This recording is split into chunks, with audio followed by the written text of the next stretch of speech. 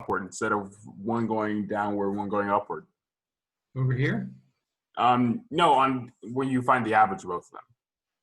Well, because, I mean, basically because of the symmetry, but if I came over here to -3, I would be taking the average of those two, which would be in the middle.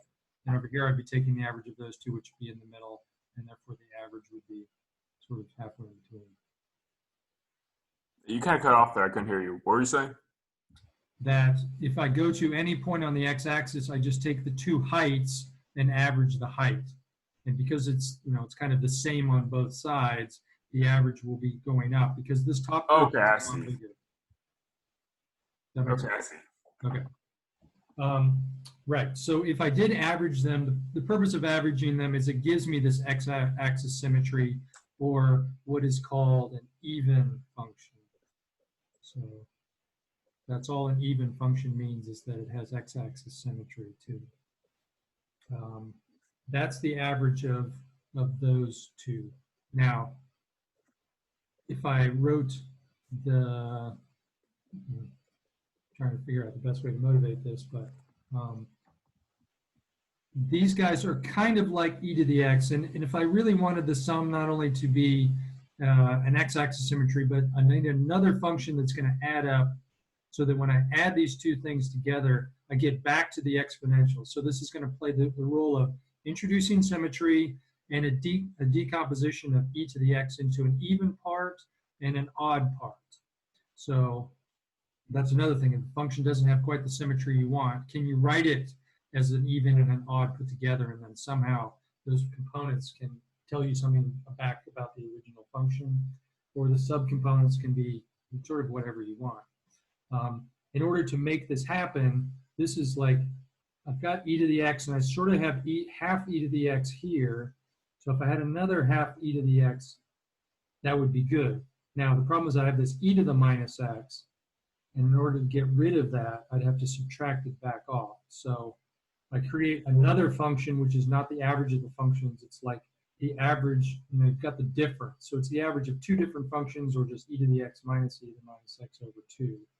And that graph by itself, now, it's basically going to take the average of e to the x and the flip of e to the minus x.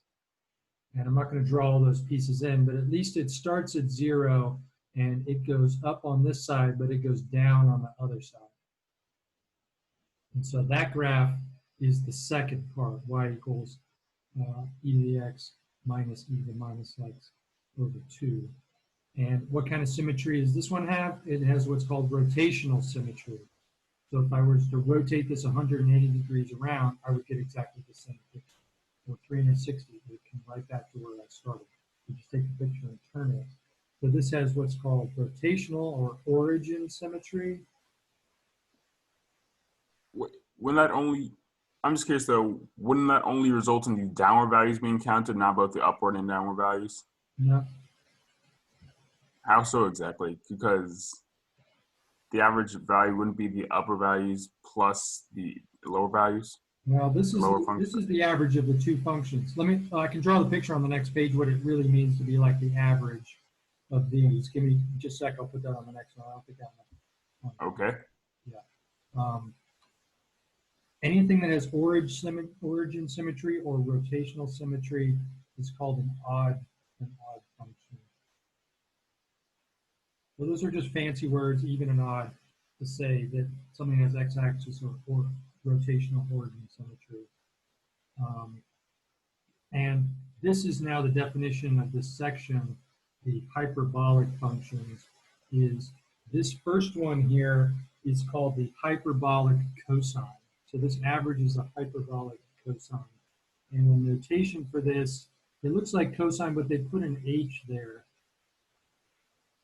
And so that's the hyperbolic cosine function. So it's just the average between two exponentials is what that is. So it looks ugly. It's like, wait, I have a cosine in there? Does this come from a circle? And the answer is not anymore, because it actually comes from a hyperbola instead of a circle. And then, at least if there's any justice here, this one is called the hyperbolic sine And so the first property of hyperbolic sine and cosine is they add together to give the exponential. So it's a way of decomposing them into the pieces. Now, maybe to answer your question, if we look again back at this e to the x minus e to the minus x over 2, you could write this as it's an average. So you add two things together and divide by 2. But if I group the negative with the second one, then that is the grouping. So now to plot those two functions, e to the x, I already know the answer is that one. E to the minus x comes down, but now that I have a minus in front, it flips the y values from positive to negative. So instead of coming like this, it does this. So that one's e to the minus x. So if I took the average of any of those points, I go right in the middle and I take the average. And then I go right in the middle and I take the average, and I go right in the middle and I take the average. And so these are going to kind of come out. This is this one. And then how do I take the average on this side? Do I take the average in the middle? I take the average in the middle, and I just continue to connect it down. And so this is this thing called the hyperbolic sum. It's the average of those two things. Okay, I'm a little confused as to how you got to this point, because I followed you until you got to the ex minus e minus x over 2, because I don't understand how adding those two gets to an average. I understand that the first one does, but I don't understand the second one does. How do you average anything? You add two things together and divide by 2, right? Yeah. Okay, so this is an average of adding an e and the negative e to the minus x and dividing by 2. So that's the average of this function and the average of that function. Yes. That's what that is. Mm-hmm. So that's what's the minus? What's the ex minus? Oh wait, they're the same. No, what's the ex minus e to the power minus x over 2? I don't understand how that's a different function, or how that's the average of the function, how that adds up to the average. how this is equal to this? No, not that. I understand that. I'm just asking about why does ex minus e minus x over 2 equal an average, even though the functions were originally ex and e minus x? Well, let's see. Again, if I wanted to take the average of a and b, I would do a plus b over 2, right? Okay. But if I had this, if I had a minus b over 2, then that is also an average, but you have to write it like this. What is it the average of? It's not the average of a and b, it's the average of a and negative b. Because I got a plus. So I take a plus of minus b over 2, that's the average of those two things.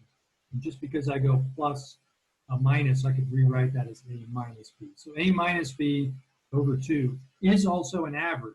It's not the average of a and b, it's the average of a and minus b. Okay, I think I understand. I get it. Okay. Okay. So we end up getting these two brand new functions, one that's called the hyperbolic cosine, or sometimes people say cosh. It looks like cosh. It does look like cosh. Is the average, or even if the average is causing problems, just e to the x plus e to the minus x over 2. And hyperbolic sine is e to the x minus e to the minus x over 2. So one of them has even symmetry, the other has odd symmetry. They're all related to plots of exponentials, and you get these new functions here. And anytime we introduce new functions, we want to know all the possible properties that we had before. So first property here is if you take the derivative of cosh, so I want to take the derivative of this term here.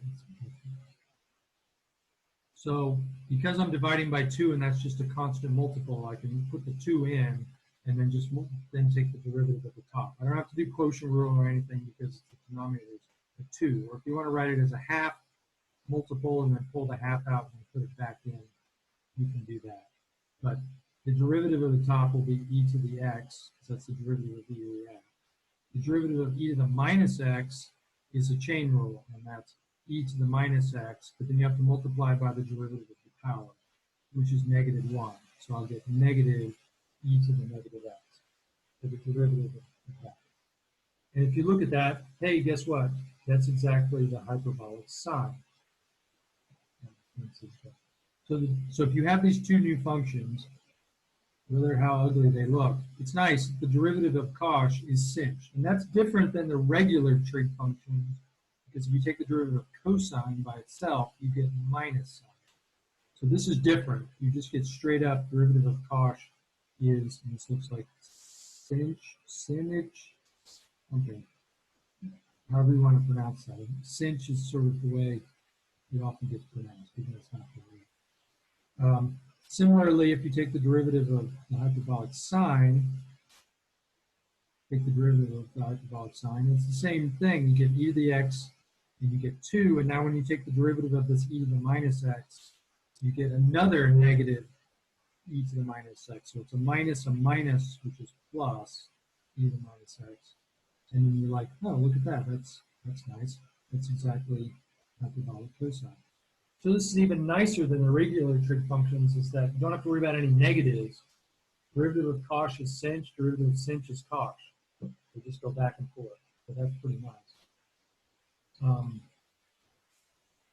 What about, let's see, the original sine squared plus cosine squared is equal to 1. Does that still hold? And the answer is no. Unfortunately, that's the one that goes bad. If I took cosh squared, and you do put the square on the h, or on the cosh h, so it looks very similar to the hyperbolic, or to the regular trig function.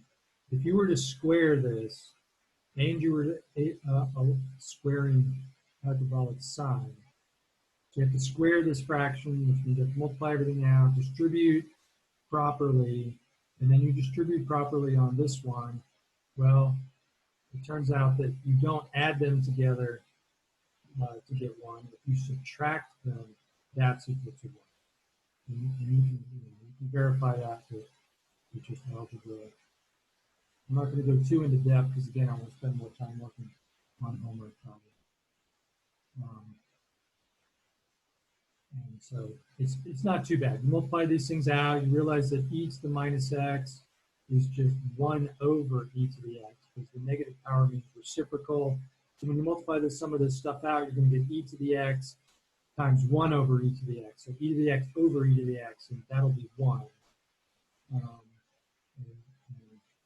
So anyway, you can basically pick up a half on 1, and then when you subtract, you'll pick up another half, and they'll come together to be 1. Everything else will cancel out. Okay, so that's an introduction. The main application of this stuff is just like, is he just putting in new stuff just to put in new stuff? And the answer is no.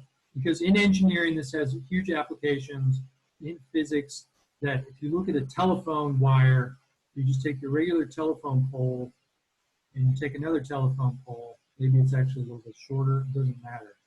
If you were to drape a wire, you know, the usual telephone wire here, and you ask, what's the actual pattern here of how much does it drape down? What's the height above the ground, based on the distance and all that? So what's the actual shape that's made there? You probably, I don't know if you've ever seen these things that cause electrical fires, because when it gets really hot, the wires heat up and then they come down and hit trees and they start to cause fires. So if you want to know the distance is 100 feet apart, how much wire do you actually need to connect these things up? Well, it depends on the wire, depends on how much droop you want, but the actual shape of that wire, this is a hyperbolic cosine curve. It's not a parabola. So hyperbolic functions are used to determine the length of the hyperbole? Or hyperbolic? They are related to lengths of hyperbolas. That's right, yeah. And any chain or wire or any sort of hanging thing is not a parabola. It's actually a hyperbola. So it's a hyperbolic cosine curve. So that right off the bat is like, really? That's crazy. If you look at a spider web, same sort of deal. Like within a spider web, I don't know if spiders are good mathematicians, but all the stuff in a spider web, all of these sorts of things are not parabolic shapes. They're actually hyperbolic shapes. So nature, you spend all this time doing trig functions, sine and cosine and parabolas and stuff, and you don't get to this. They're trickier because you need to know exponentials, but all of those curves in there actually fall along hyperbolas and not parameters. So that's pretty nice. So there's that. You can also get other things, like if you want to know the hyperbolic tangent function, these are exactly like what you would expect them to be. It's just the hyperbolic sine divided by the hyperbolic cosine. So just like tangent is sine over cosine, then hyperbolic tangent is the same thing, hyperbolic sine over hyperbolic cosine. And the other three functions are exactly the same. If you wanted to know what the hyperbolic secant is, sec, I guess, that's 1 over hyperbolic cosine, sine, the hyperbolic cosecant is 1 over the hyperbolic sine, and the hyperbolic cotangent off is just 1 over hyperbolic tangent. So they look very similar to hyperbolic or to regular trig functions. But anyway, there's that.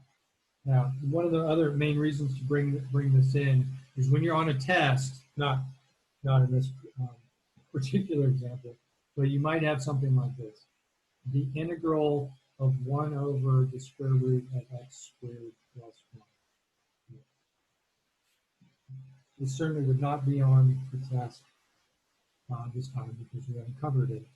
But it looks pretty simple. It's just x squared plus 1. Square roots always cause problems.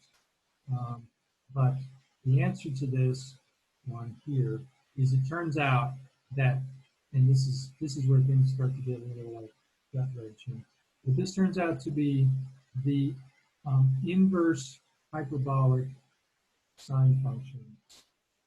And that's it. That's the answer.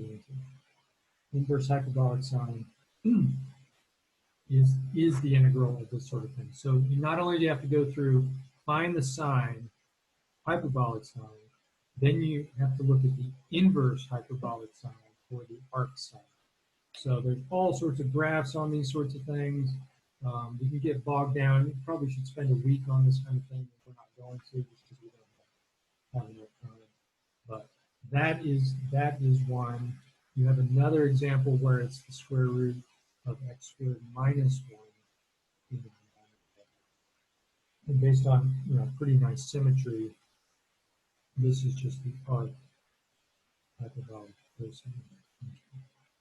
So that might be kind of useful when you're trying to work some of these things out. Two more, because they do get more complicated. If we have 1 over 1 minus x squared, we've seen 1 over 1 plus x squared, and actually we could probably do this one using partial fraction decomposition. But I'm just going to write out at least. That one is the arc hyperbolic tangent function. So you can write all your stuff in terms of these functions, which are complicated, but at least we have them. So we could do u substitutions maybe in some cases and end up getting things like this. And I'm just going to write down the last two. And you don't have to memorize any of these things because they're all in the table. But if I have this one, it's very similar, 1 over x, and then 1 minus x squared. This turns out to be the negative arc hyperbolic secant. Yeah. These are pretty gross. And then very similarly, I have x and 1 plus x squared. It's all sort of about where you put your minuses. And that's minus the arc cosecant function. So you now have this sort of new bunch of tools that we can use in all of these things. If you look in the table in the back of the book, here's the problem, is we are looking sort of at all of these things down here. And they don't look like what I just wrote down. Because it turns out that there are two answers for all of these. One that uses what I just wrote, which is these arc hyperbolic functions. But all these things are maybe not too surprising. If you start with E and you do the inverse of E, you get natural log. So when you're doing these arc trig, hyperbolic trig functions, which are all related to E, and you do the inverses of all of those, they're going to be related to natural logs as well. So there's a nice relationship between these these arc hyperbolic functions and natural logs. They still look pretty yucky. I mean, you've got, where's the addition come from in here? And then now you have a fraction of things where you didn't have a fraction before, and then it gets even worse. So, but at least now, I think we've covered all of the stuff 1 through 33 in this table, at least at some point. Maybe not, well, now we have these too. Cosine and sine are related by straight up derivatives or integrals. So all of these ones in here, you probably have at least some familiarity with where they come from. But again, I'm going to spend most of the time doing homework problems. So I think that's probably good for that. So I don't know if that was just, that's definitely a breeze through. Spend way more time on this, but I don't think we're going to be able to do it this morning. And we're going to punt 6.7 until Tuesday after the test, which is called L'Hopital's rule. So if you've ever heard of that, it's related to limits and kind of, we'll need it in 6.8, but not readily. So anyway, let's just try and do lots and lots of problems from homework that people were having problems with, and then I'll open it up for lots of questions along the way. So here's 6.1. Okay, back to more familiar territory. 1 square root 3 square root 4 minus x squared.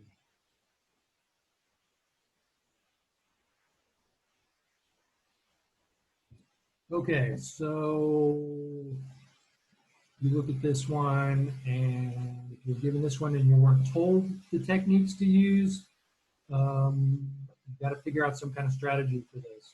You probably don't memorize this one. The square root kind of throw things off. If I tried u equals 4 minus x squared, and if you just tried that, u equals 4 minus x squared, then du would be negative 2x dx. And that right there is like, I don't have an x.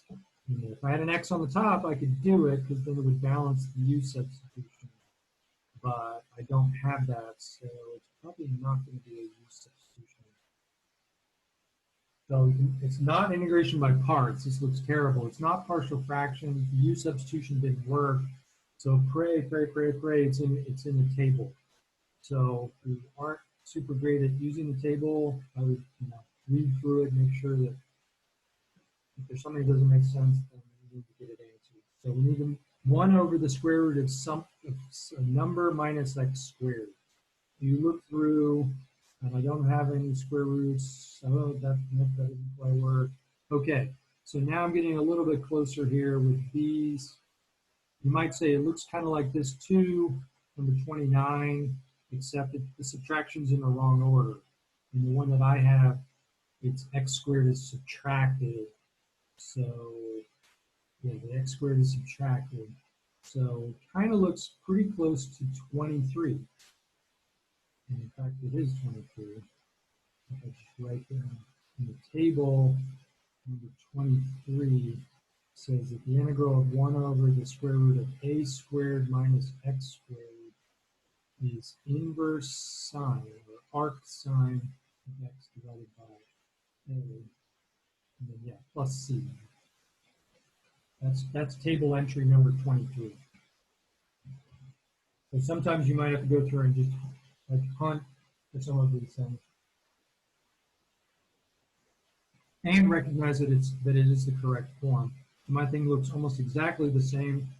I've got the 1, I've got the square root, I've got the fraction, minus x squared. You just have to realize that if I set a to be 2 in table entry number 23, then this ends up being exactly the inverse sine of x over 2. That's the antiderivative.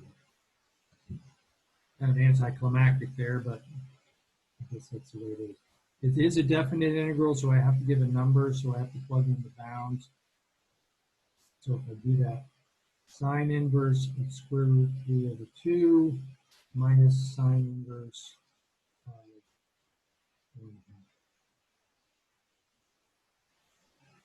half. Now, one thing I definitely haven't been doing, but let me just say real quick, I know that this answer has to be positive, because if I were to plot this function, it's a square root, so everything has positive values. If I stick in 1, I'm up here, I don't know where I'm at. 1 over the square root of 3. If I plug in square root of 3, that gets squared, and I'll be at 1.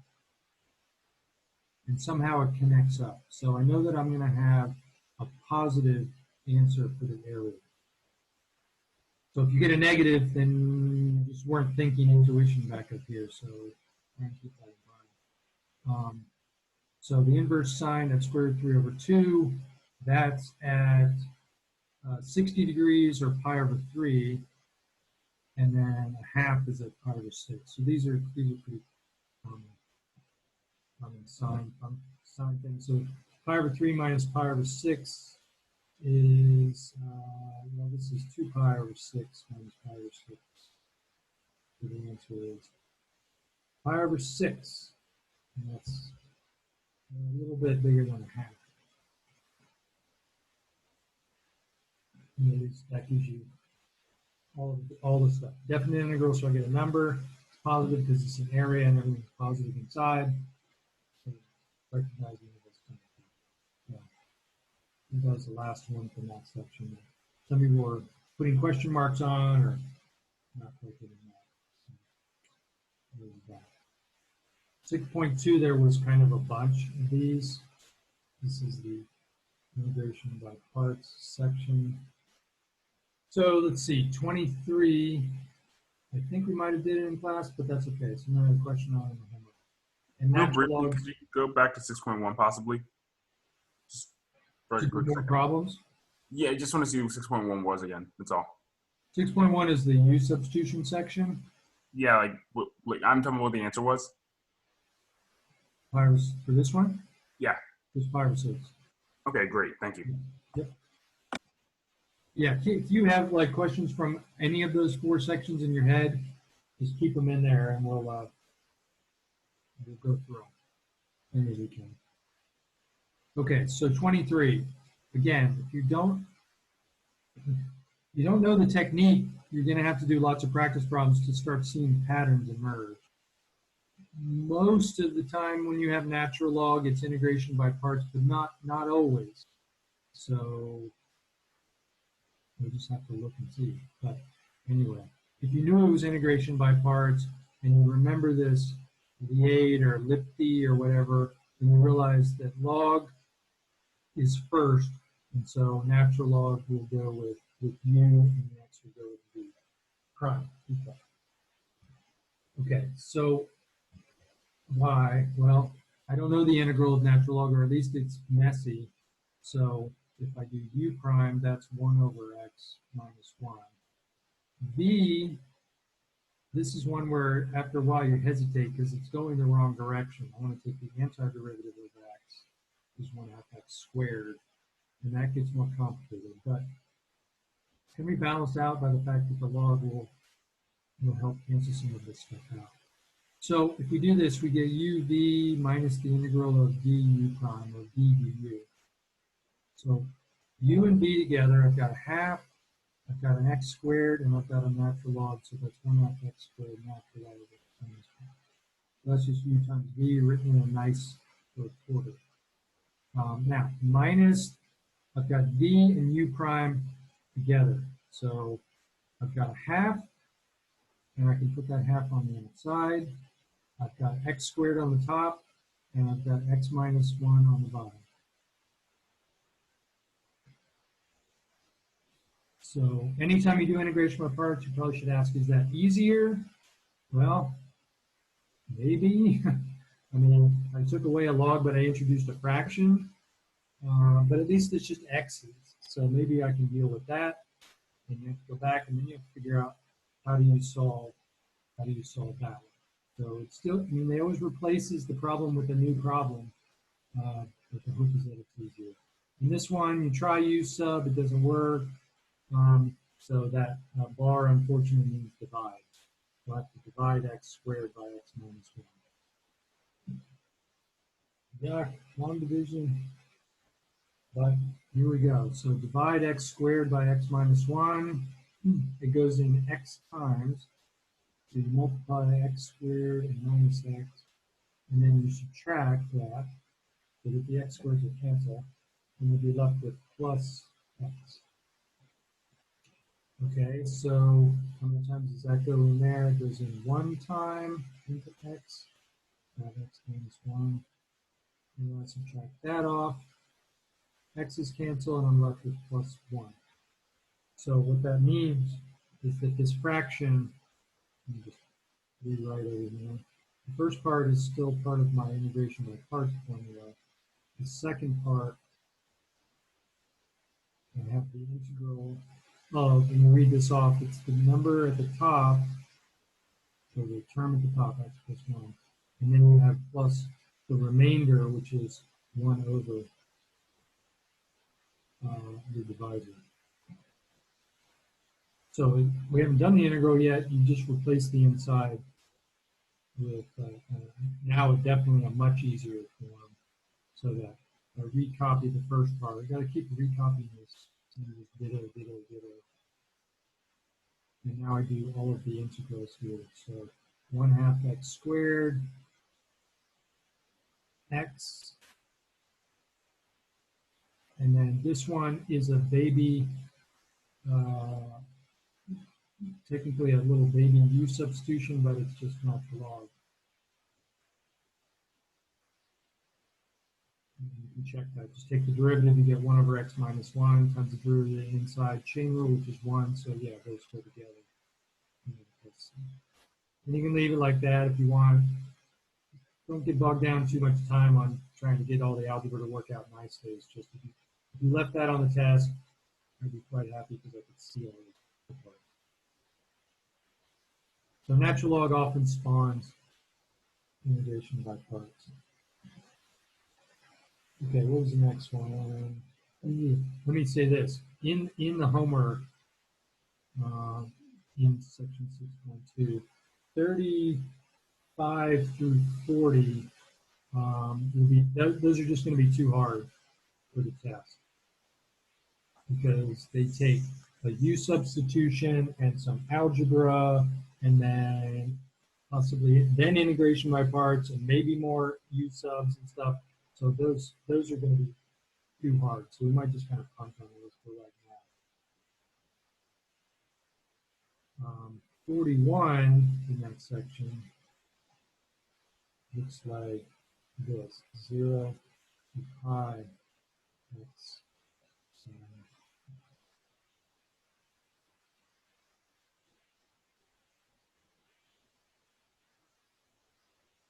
Okay, so this one, if you did plot it, you don't have to, but it's not too bad. It starts at 0. It ends at pi because the sign of pi is 0, so that's going to kill that off. And it's not quite sine because you've got these x values in here. It ends up being sort of a little bit higher, and if you had a calculator, you could just plot that. And so you're talking about that area under that curve. So I know that the answer is going to be completely positive. And well, at least that tells me I know the answer is going to be positive. So that's good. If I did do this out, I know that it's integration by parts because it's in that section. It also start to see these patterns. Use lift V8 or lift B. So log, there's no logs, there's no inverse trigs. There is algebra, an algebraic function or a polynomial, so that tells me that x goes with the u. But the trig comes after a polynomial. So That means that the sign has to go with v prime. So then I just follow it through. So u prime is 1, and v is minus cosine. Integral of sine. So uv minus integral of v u prime. So this is v and u. I've got a minus, I've got an x, and I've got a cosine. So minus x cosine. Then I'm going to have an integral, but what's in it? It's v times u prime, but that's just 1. So I've got a minus cosine, and it is subtracted. So I've got a minus, it becomes plus. I'm leaving the bounds off just for a second until I finish it. I'll plug that in a second. So yeah, definitely easier array. So I get minus cosine, minus x cosine x, plus sine. Integral of cosine is sine. And then we can plug in the bounds 0 and pi. So if we plug in pi, we'll get minus pi times minus 1 plus 0, because the sine of pi is 0. Then we plug in 0, and we'll have 0 times something, so that's 0. And we'll have the sine of 0, which is 0. So 3 of those pieces are 0, and you're just left with pi. So your answer to this area is pi.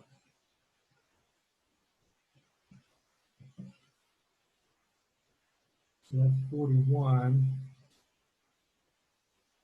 47.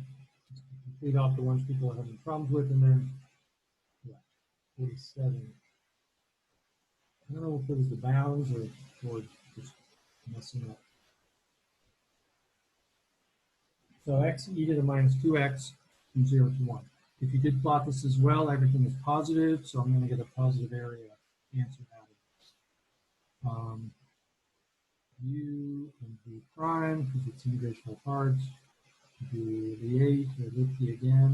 Exponentials almost never are put with the u. It's pretty rare. We've seen only one example so far. We could have even done it without it. So it rare, almost never goes here. So put x here, you get v minus 2x. You can do this on a tabular method. Just make sure that you don't screw up the minuses. 2. So u prime will be 1. V will be e to the minus 2x divided by negative 2.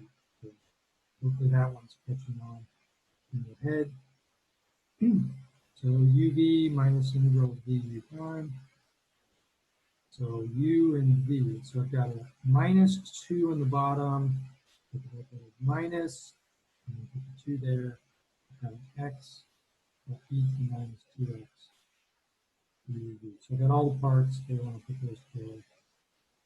V and u prime, put the v and u prime together. I've got a 1, so that's not going to affect anything. I've got a minus 2, but you have a minus. So it's going to be minus a minus plus and a half, because the 2's on the bottom. And then minus 2x.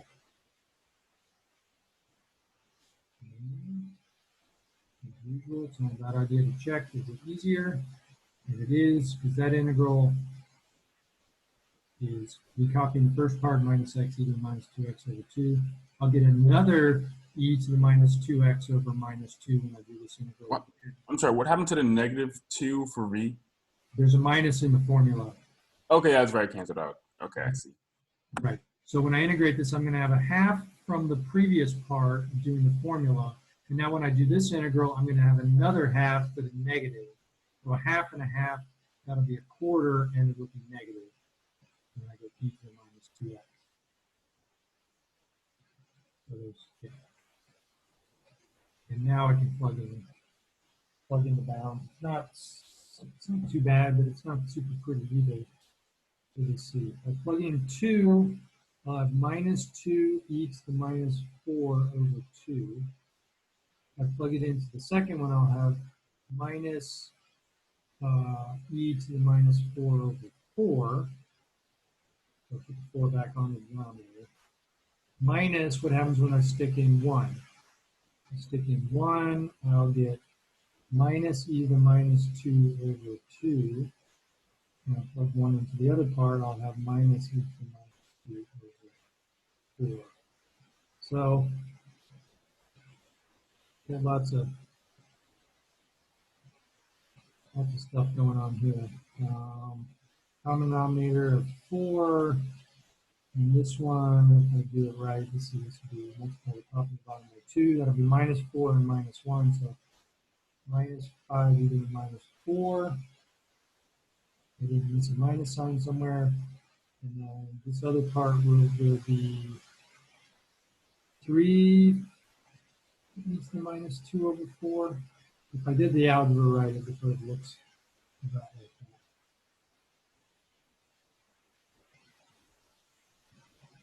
I think I got that right. But yeah, it's integration by parts. Use the usual the make sure that when you do this v prime integral that you divide by -2 and follow through.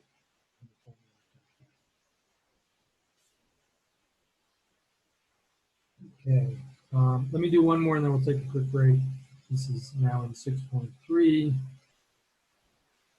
21.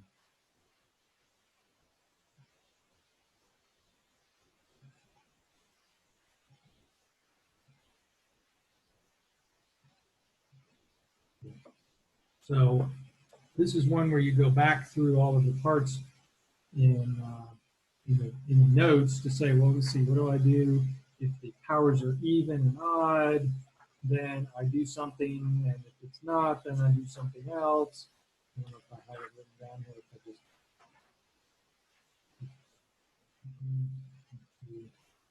we can go back to the book, I guess, real quick.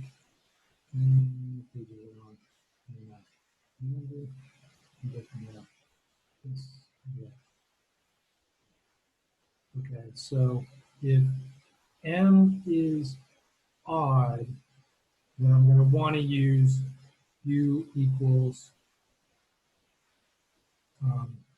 secant and then get secant tangent. So there's m is odd, so I'm going to break this up into tangent and tangent squared. So there's the third one. This one I want to break up into secant and secant cubed. Again, because m is odd. M is 3, which is odd. And recall that equation, let's see, I never remember it. Sine squared plus cosine squared is 1. Divide everything by cosine squared. I'll get tangent squared plus 1 equals secant squared. Okay, so the tangent and the secant and the dx all come together to be exactly that. Tangent times secant and dx. The secant cubed stays the same. There. And then the tangent squared becomes secant squared minus 1. Identity here. And then if I do u equals secant, then du is secant tangent or tangent secant, doesn't matter, x. So it lines up perfectly that I get u squared minus 1. This one becomes u cubed. And then this whole mess here becomes du.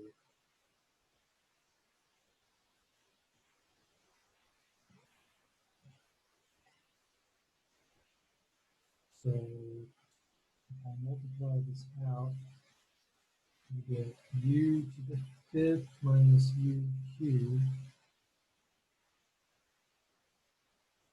And so that'll be u to the 6th over 6 minus u to the 4th over 4. And then I can replace. secant to the 6 minus over 6 minus secant to the 4. Let's see. So it's all about recognizing the coefficients, breaking it up appropriately so you can use the correct substitution, using the correct identities, and it just takes a lot of practice. Anyway, we've gone a little bit over for this first part. Just take a quick like 5-minute break, come back a little after 10:40, like 10:42, and then we can do some more problems. Travis is now the guy that can tell me whether I'm recording or not, because